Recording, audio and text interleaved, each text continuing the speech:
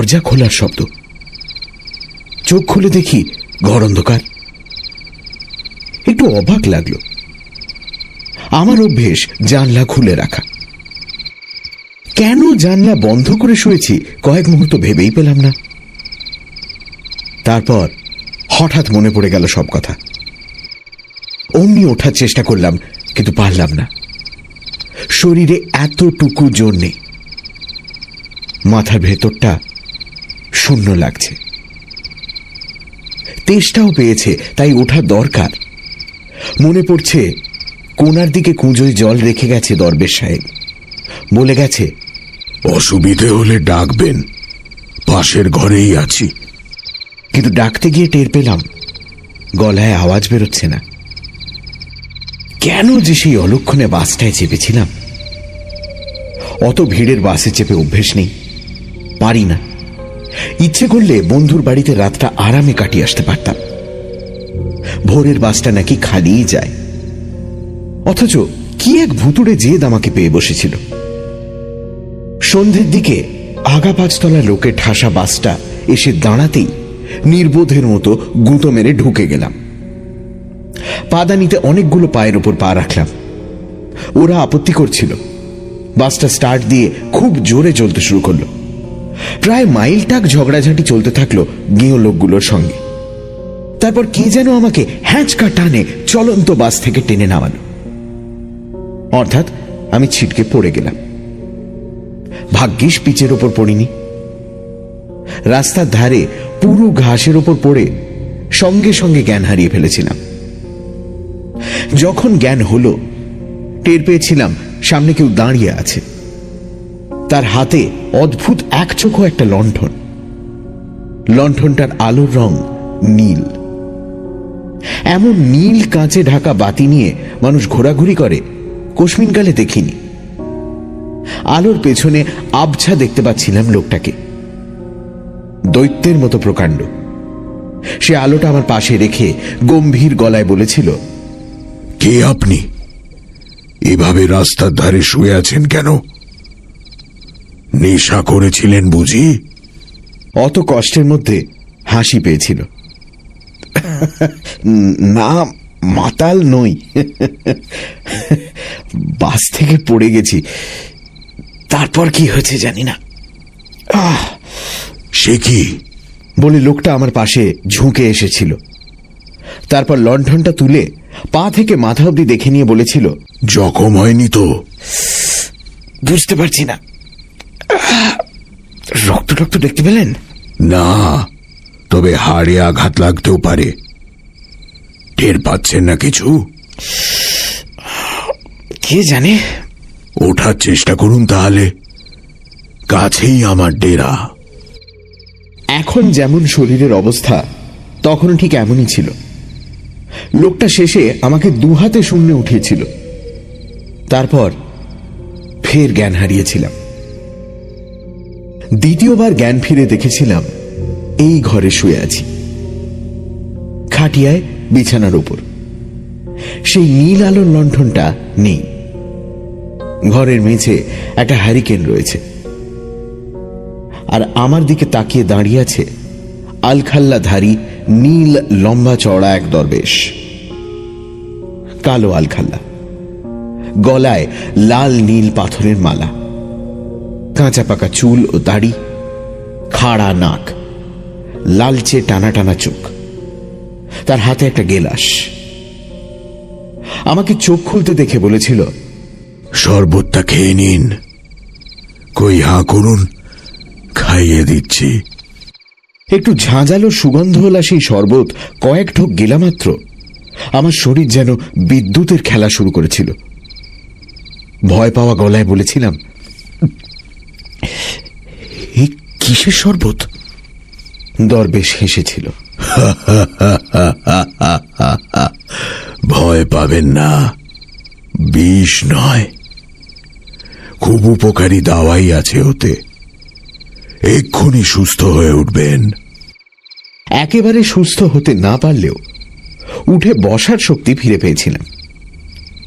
তারপর ওর সঙ্গে কিছুক্ষণ কথাবার্তা হয়েছিল। জানতে পেরেছিলাম বিশাল মাঠের মধ্যে এক দিঘির ধারে নির্জন দরগায় আমি আশ্রয় পেয়েছি। এর নাম মতি বিবির দরগা। এক তপস্বিনীর কবর আছে এখানে। তার উপর একটা পাথরের ঘর আছে। সেই ঘরে দরবেশ থাকে, পিদিম জ্বালে, আগরবাতি পোড়ায়, সাধনা টাধনা কিসব করে। এই ঘরটা পরে ইট দিয়ে বানানো হয়েছিল। ভক্ত বা দৈবাত বিপদে পড়ে কেউ এলে তাকে এ ঘরে থাকতে দেওয়া হয়। কিছুক্ষণ পরে দরবেশ আমাকে খান 2 মোটা রুটি আর খানিকটা গুড় দিয়ে গিয়েছিল। বলেছিল, মেহরবানি করে এই দিয়েই খিদে মিটিয়ে নিন। আমি ফকির, বুঝতেই পারছেন। না না, এই যথেষ্ট। তবে খিদে আমার বিশেষ নেই, আপনি এগুলো। দরবেশ আপত্তি করেছিল। না না, আপনার কিছু খাওয়া দরকার। খেলেই গায়ে জোর হবে। আল্লাহর দয়ায় আপনি বেঁচে গেছেন। ওভাবে চলন্ত বাস থেকে পড়লে মানুষ বাঁচে না। যদি বা বাঁচে, হাড় গোড় আস্ত থাকে না। আমার হাড়গোড় আস্ত আছে তা ঠিক, কিন্তু শরীর এত দুর্বল হয়ে গেছে কেন বুঝতে পারছি না। দরবেশের প্রতি কৃতজ্ঞতা দেখাতেই রুটির টুকরো ছিঁড়ে মুখে পুরলাম। ফের সেই শব্দটা হলো, খুব পুরনো জং ধরা লোহার কপাট খোলার মতো শব্দ, কিন্তু কিছুটা চাপা। ঘুরঘুরটি অন্ধকার ঘর। অন্তত তেষ্টা মেটানোর জন্য যথাশক্তি চেষ্টা করলাম উঠে বসতে। তারপর মনে পড়ল পাঞ্জাবির পকেটে দেশলাইয়ের প্যাকেটটা আছে, সিগারেটও আছে। পাঞ্জাবিটা মাথার কাছে রেখেছিলাম। অতি কষ্টে হাত বাড়িয়ে দেশলাই আর প্যাকেটটা বার করলাম। দেশলাই জেলে কুঁজোর কাছে গেলাম। মাথা ঘুরছে। পর মুহূর্তে মনে হচ্ছে আবার জ্ঞান হারাবো। কুঁজোর মুখে গেলাস আছে। দেশলাই কাঠিটা নিভে গেল। আন্দাজ করে জল ঢেলে চোঁ চোঁ করে গিলে ফেললাম।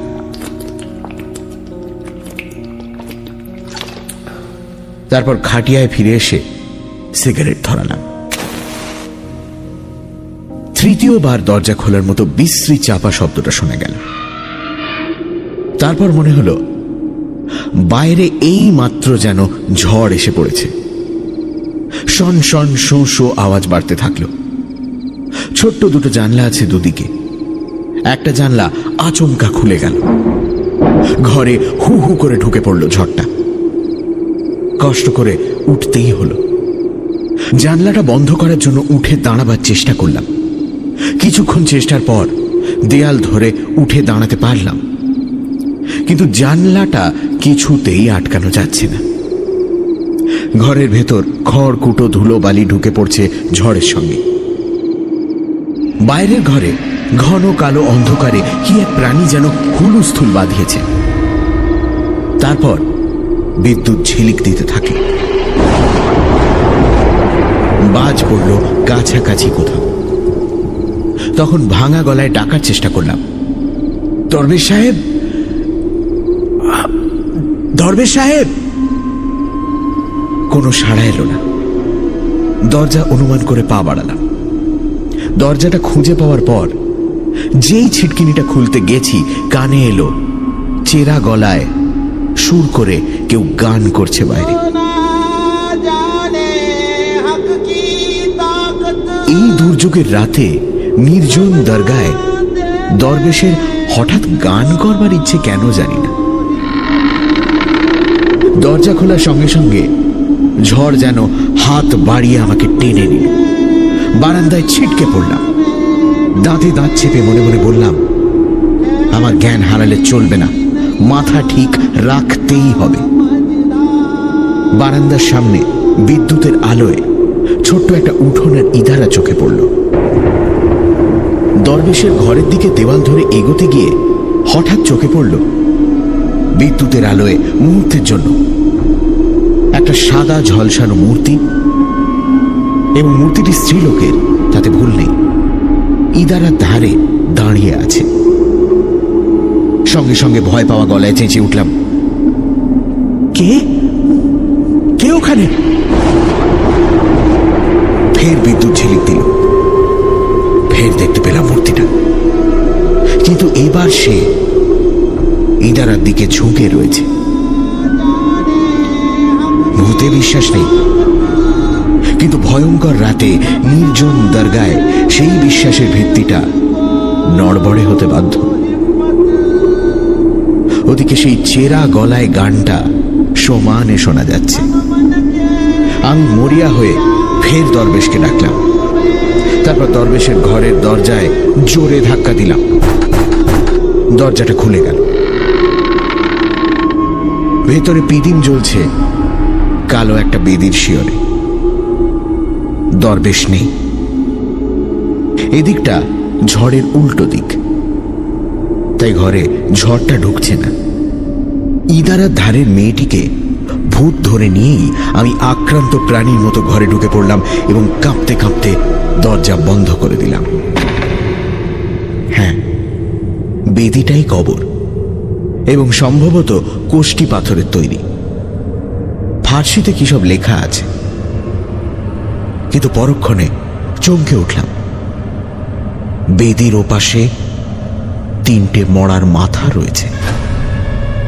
আবঝা আলোয় মাথাগুলো বিকট দেখাচ্ছে। আরো ভয় পেলাম। এমন সময় বাইরে সেই গানটা থেমে গেল এবং মনে হলো প্রচন্ড বৃষ্টি শুরু হয়ে গেছে।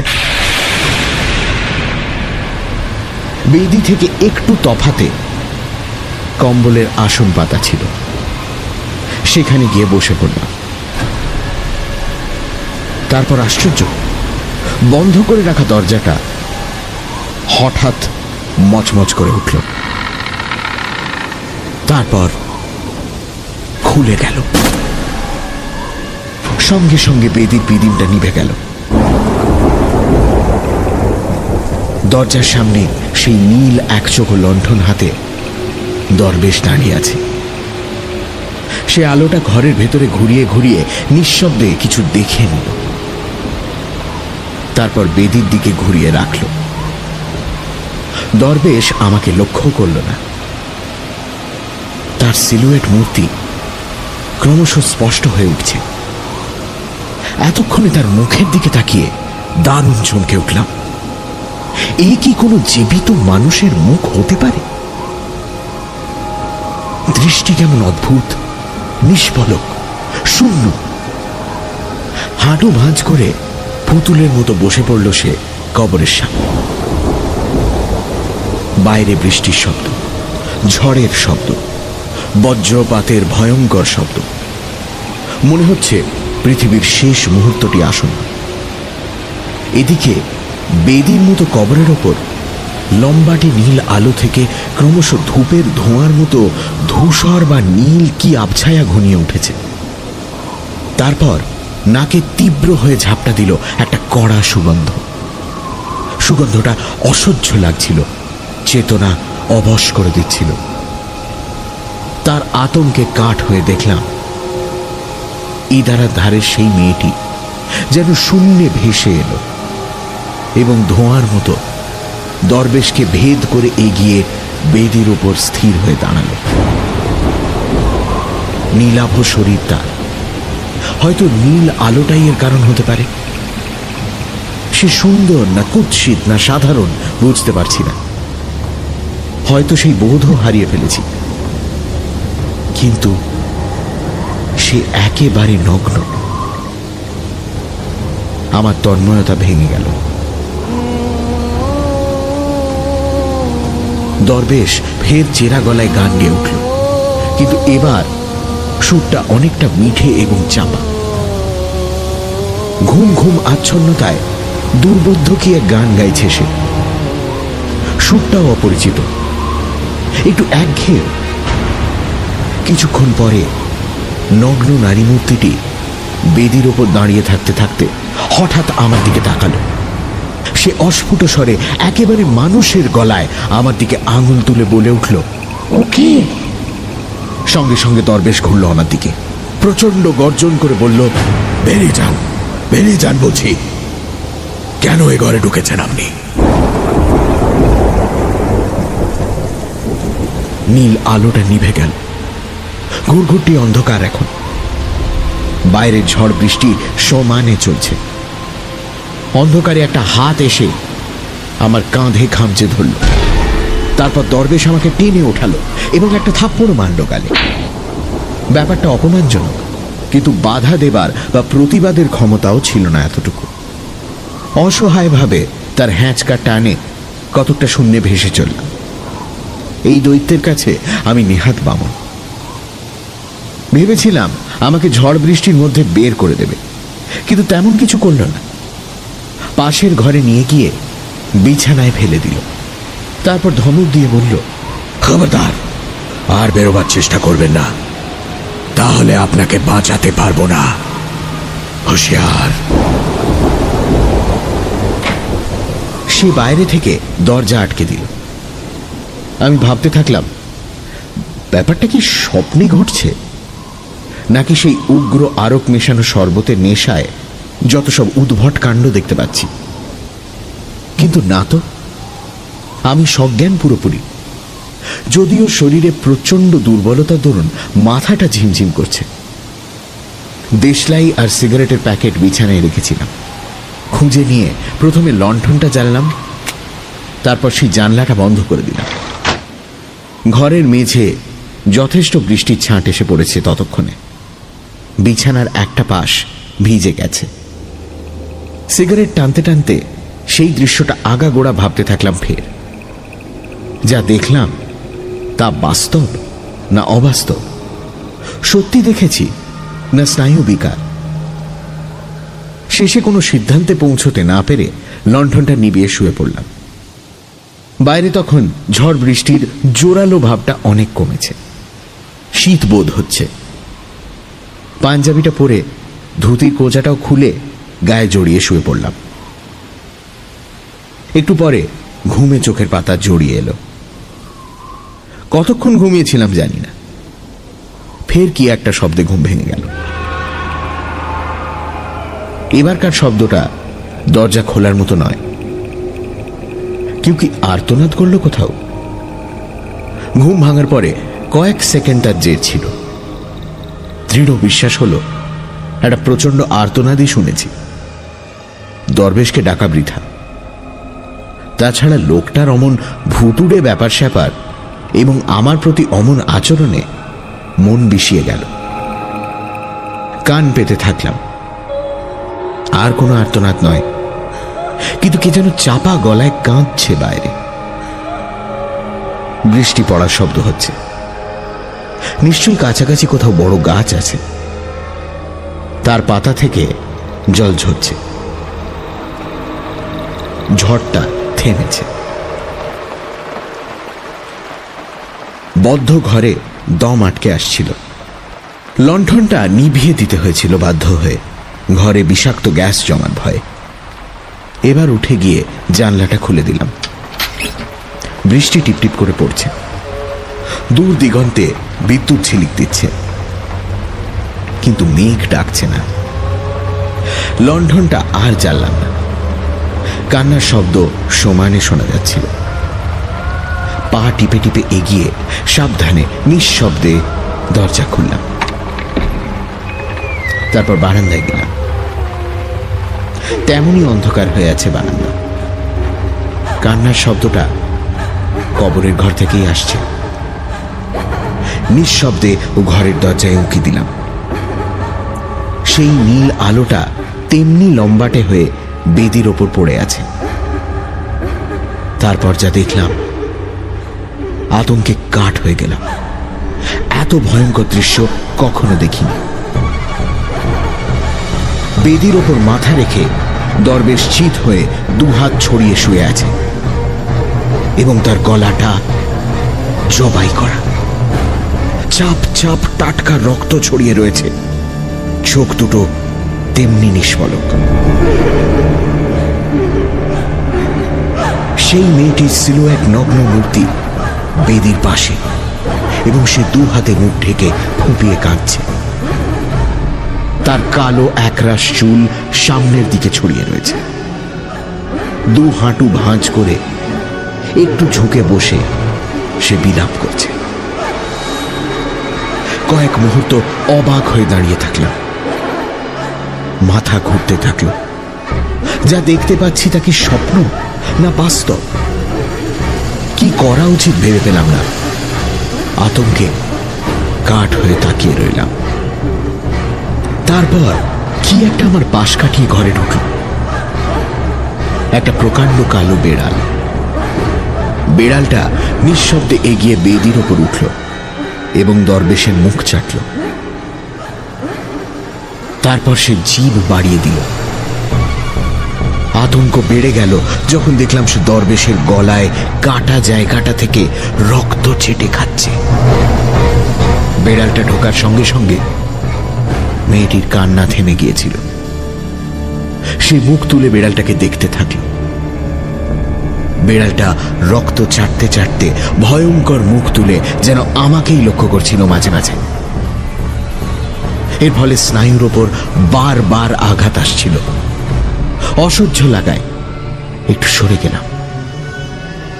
এই সময় ডাইনে ঘুরে আর এক বিচিত্র দৃশ্য দেখলাম। অন্ধকারে একটু দূরে তিনটে আলো আসছিল। হঠাৎ তিনটে আলো মিলেমিশে এক হয়ে গেল এবং প্রকাণ্ড আলোটা হলুদ বলের মতো ভাসতে ভাসতে এসে স্থির হল। তারপর আলোটা বুদবুদের মতো অনেকগুলো ভাগ হয়ে গেল। এদিকে আসছে দেখে আমি দ্রুত পাশের ঘরে গিয়ে ঢুকলাম এবং দরজা নিঃশব্দে ভেজিয়ে কপাটের ফাঁকে চোখ রাখলাম। আলোগুলো বুদবুদের ঝাঁকের মতো এবং এত চঞ্চল যে গোনা যাচ্ছে না। অনুমান করলাম 1 ডজনের কম নয়। আলোগুলোর কিন্তু একটুও ছটা নেই, অর্থাৎ কোনো কিছুকে আলোকিত করছে না। আলোগুলো নাচতে নাচতে এসে বারান্দায় উঠল এবং কবরের ঘরেই ঢুকলো, তা ঠিক। তারপর ও ঘরে চাপা গলায় কারা কথা বলছে শুনলাম। কয়েক মিনিট পরে দেখি মেয়েটি সেই নীল লণ্ঠন নিয়ে বেরোল। আবছা দেখা যাচ্ছিল তার পরনে এখন শাড়ি রয়েছে। তার পেছন পেছন অনেকগুলো সিলুয়েট মূর্তি যেন শূন্যে হেঁটে যাচ্ছে। বেড়ালটাকে দেখতে পেলাম না। ওরা অন্ধকারে কোথায় অদৃশ্য হয়ে গেল। তখন লণ্ঠনটা জেলে আমি বেরিয়ে এলাম। কবরের ঘরের দরজা খোলা। আলো তুলে ধরে দেখি দরবেশের জবাই করা শরীরটা তেমনি পড়ে আছে এবং গলার ফাঁকটা পরিষ্কার দেখা যাচ্ছে। 1 ফোঁটা রক্ত নেই। বেড়ালটা সব চেটে পুটে খেয়ে ফেলেছে। ঘরের ভেতর লণ্ঠনটা ঢোকাতেই কালো বেড়ালটা কোণার দিকে বসে আছে দেখতে পেলাম। সে নীল উজ্জ্বল চোখে তাকাল। মুখে রক্ত লেগে আছে। তারপর সে দ্রুত আমার পাশ দিয়ে বেরিয়ে গেল। বেদির কাছে গিয়ে দরবেশের গায়ে হাত রাখলাম। আলখাল্লাটা ভিজে রয়েছে। নাড়িতে স্পন্দন নেই। বরফের মতো হিম শরীর। হঠাৎ সেই সময় চোখ গেল সেই 3টে মরার মাথার দিকে। 3টে মুন্ডু নড়তে শুরু করেছে। নড়তে নড়তে বলের মতো তারা আমার দিকে গড়িয়ে আসতে থাকলো। আর সহ্য করতে পারলাম না। লণ্ঠনটা তাদের উপর ছুঁড়ে মারলাম। কাঁচ ভেঙে গেল, তেল ছড়িয়ে আগুন ধরে গেল। তার মধ্যে মুন্ডু 3টে নাচতে থাকলো। এক লাফে আমি বারান্দায় পৌঁছলাম। তারপর অন্ধকারে কিভাবে যে এগোলাম বলার নয়। আছাড় খেলাম কতবার। কাদায় জলে জামা কাপড় আর শরীর যাচ্ছে তাই মাখামাখি হলো। কিছুটা এগিয়ে আবছা ধূসর আলোয় ভরা মাঠে পৌঁছলাম।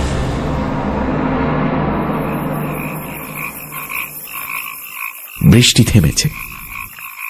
আকাশের দক্ষিণ পশ্চিম কোণে এক টুকরো ভাঙা চাঁদ বেরিয়ে এসেছে। সামনে পিচের পথটা দেখা যাচ্ছিল। সেখানে গিয়ে ঘুরে দাঁড়ালাম। দরগার এদিকটা বিশাল পাহাড়ের মতো দেখাচ্ছে। কালো হয়ে আছে। বুঝলাম জায়গাটা ঘন জঙ্গলে ভরা। রাস্তায় পৌঁছে সাহস বেড়ে গেল। হাঁটতে থাকলাম। শরীরের সেই দুর্বলতা আর নেই। দূরে একটা আলো দেখা যাচ্ছিল। মনে পড়ল ওধারে সেই ছোট্ট চটি যেখান থেকে বাসে চেপেছিলাম কাল সন্ধে। আলোটা লক্ষ্য করে চলতে থাকলাম। লোহাগড়া ব্লকে নিশীথ, আমার বন্ধু নিশীথ রায়চৌধুরী কৃষি অফিসার। ভোরবেলা আমাকে জল কাদা মাখা ভুতুড়ে চেহারায় দেখে ভীষণ অবাক হয়েছিল। সংক্ষেপে তাকে মোটামুটি সবটাই বললাম। সে কিছুক্ষণ নিষ্পলক চোখে আমার দিকে তাকিয়ে থেকে তারপর বলল, ঠিক আছে, আগে বাথরুমে ঢোক। আমার বউ বড্ড ঘুম কাতুরে, বেলা করে ওঠে, তোকে এই অবস্থায় দেখলে হুলুস্থুল ঘটাবে। কাপড় চোপড় ছেড়ে স্নান করে এবং নিশীথের পাজামা পাঞ্জাবি পরে আরামে বসলাম। ততক্ষণে সূর্য উঠেছে। নিশীথ চা করে আনলো। চা খেতে খেতে বললাম, বাবারে, এতক্ষণে কোমর ব্যথা করছে একটু একটু। নিশীথ বলল, ফিরে গিয়ে এক্সরে করাস। কিন্তু কথা হচ্ছে, ঝড় জলের সময় মতি বিবির দরগায় নিশ্চয়ই তুই ভীষণ রকমের দুঃস্বপ্ন দেখেছিস। না মানে তা ছাড়া তো এর কোনো ব্যাখ্যা হয় না। অসম্ভব। দরবেশের ডেড বডিটা নিশ্চয়ই এখনো আছে, বরং পুলিশে খবর দেওয়া যাক। নিশীথ হাসল। কি বলছিস? ওখানে কেউ থাকে না, সেরকম কোনো ঘরটরই নেই। তবে একটা কবর আছে বটে, এবং সেটা কোষ্টি পাথরে তৈরি। তুই বাস থেকে পড়ে অজ্ঞান হয়ে গিয়েছিলি, ঠিক? জ্ঞান ফেরার পর নিশ্চয়ই ঝড়ের সময় আশ্রয় নিতে দরগায় ঢুকেছিলি। তারপর আঘাত পাওয়ার রিয়াকশনে জ্বর এসে গিয়েছিল। তারপর লম্বা চড়া একটা দুঃস্বপ্ন দেখেছিস। রেগে গিয়ে বললাম, ঘর নেই তো ঝড় বৃষ্টিতে ছিলাম কোথায়? নিশীথ বলল, নিশ্চয়ই দরগার বটতলায় গিয়ে ফের অজ্ঞান হয়ে পড়েছিলি। অসম্ভব, এক্ষুনি আয় আমার সঙ্গে। স্বপ্ন হতেই পারে না, আমার ব্যাগ ট্যাগ সব রয়েছে ওখানে। নিশীথ একটু হেসে বলল, ঠিক আছে, তোর ভুলটা ভাঙানো দরকার। একটু পরে ব্লকের জিপটা নিয়ে বরং বেরোবো। মুর্শিদাবাদ সাঁওতাল পরগনা সীমান্তের এই দরগাটার নাম হল লোহাগড়া, বারমাডি রোড। বারমাডিতে রেল স্টেশন আছে। সেখান থেকে আমার বাড়ি পৌঁছানোর অসুবিধে নেই। তাই নিশীথের বউয়ের কাছে দ্বিতীয় দফা বিদায় নিয়ে বেরোলাম। হাসতে হাসতে বলল, আপনি আবার ভূতের পাল্লায় পড়ে ফিরে আসুন, তবে আপনার বন্ধুর সাহসটা বড্ড বেশি। দেখবেন সেই মেয়েটির প্রেমে পড়ে দরগায় না থেকে যায়। ও আবার ভীষণ ভক্ত নিউডের। দেখছেন না কত নিউড আর টেবিলে সাজিয়ে রেখেছে।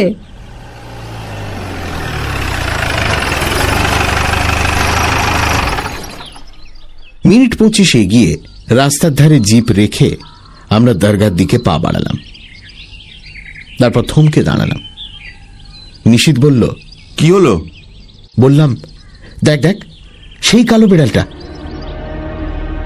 একটা কালো বেড়াল ভাঙা চোরা প্রকাণ্ড চত্বরে বসে একটা থাবা তুলে গাল চুলকোচ্ছে। চত্বরের মাঝখানে কোষ্টি পাথরের কবর। বেড়ালটা থাবা নামিয়ে আমাকে দেখতে লাগলো।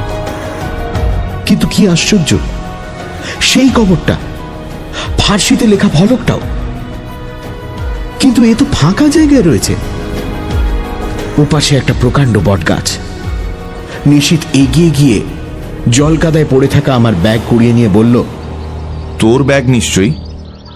এই সময় ড্রাইভারটা একটু কেশে বলল, স্যার, শুনেছি এখানে এক ফকির থাকতেন, পরে তাকে খারাপ মার্ডার করেছিল। মেয়ে মানুষ নিয়ে গন্ডগোল। শুনে আমার মাথা ঘুরতে লাগলো। ব্যস্ত হয়ে বললাম, নিশীথ, চলে আয়।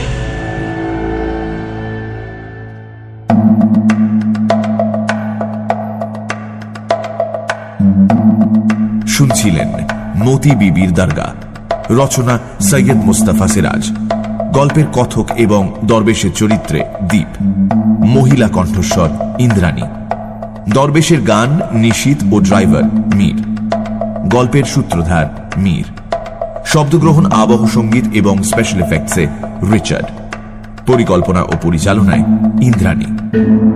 আগামী সপ্তাহে ঠিক এই সময় আরও একটি রোমাঞ্চকর গল্প নিয়ে হাজির হবে সানডে সাসপেন্স।